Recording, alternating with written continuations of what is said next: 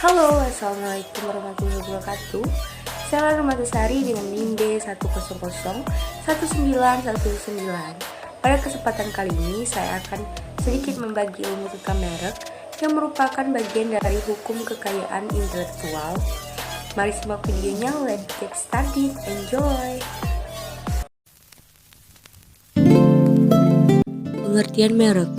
Menurut Undang-Undang Nomor 20 Tahun 2016 tentang merek dan indikasi geografis, menyebutkan bahwa merek adalah tanda yang berupa gambar, nama, kata, huruf-huruf, angka-angka, susunan warna atau kombinasi dari unsur-unsur tersebut yang memiliki daya pembeda dan digunakan dalam kegiatan perdagangan barang atau jasa.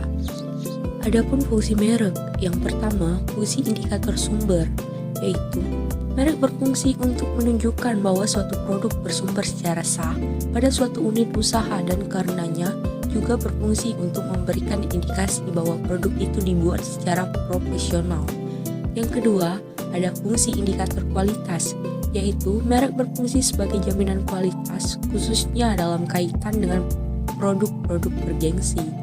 Yang ketiga, ada fungsi sugestif, yaitu merek memberikan kesan akan menjadi kolektor produk tersebut. Sistem pelindungan merek.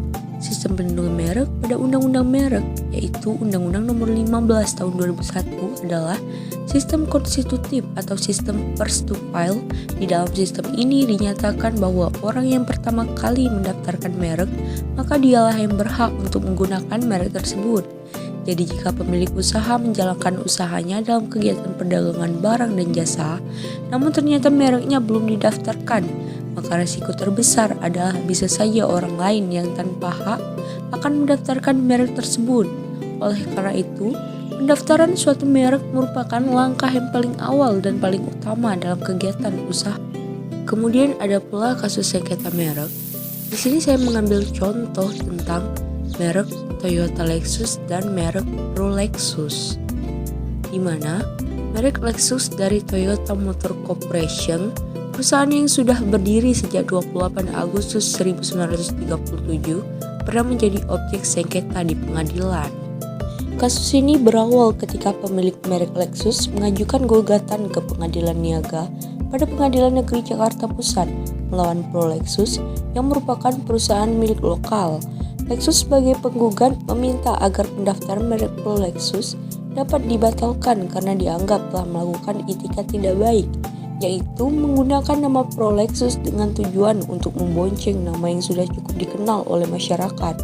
Selain itu, dalam gugatannya pihak Lexus mengatakan bahwa hal tersebut dapat menimbulkan kerancauan yang nantinya menyebabkan masyarakat berpendapat kalau antara Lexus dan Prolexus memiliki keterkaitan di bidang usaha.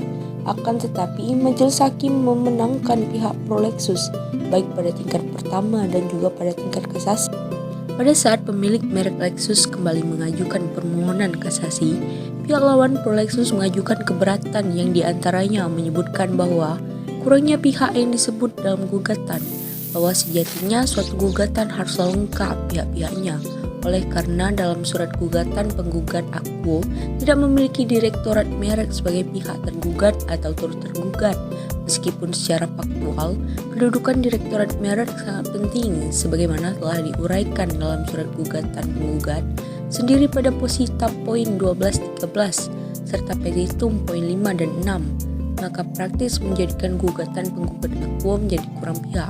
Demikian isi dari eksepsi yang memuat dalam surat gugatan tersebut. Selain itu, majelis hakim juga mengabulkan keberatan yang diajukan oleh pihak Prolexus bahwa gugatan tersebut telah lewat waktu atau daluarsa. Hal tersebut dikarenakan gugatan yang diajukan oleh pemegang merek Lexus sebagai merek mobil baru diajukan pada tanggal 3 Desember 2013. Sedangkan merek Prolexus sebagai merek sepatu atau sendal yang sudah didaftarkan sejak 29 September 2000.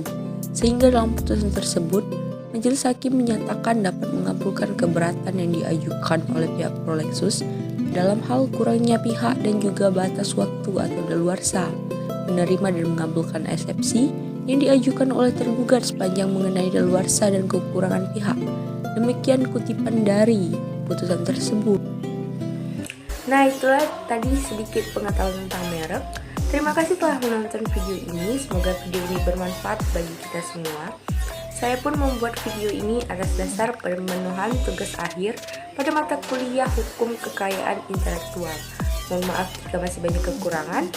Wassalamualaikum warahmatullahi wabarakatuh.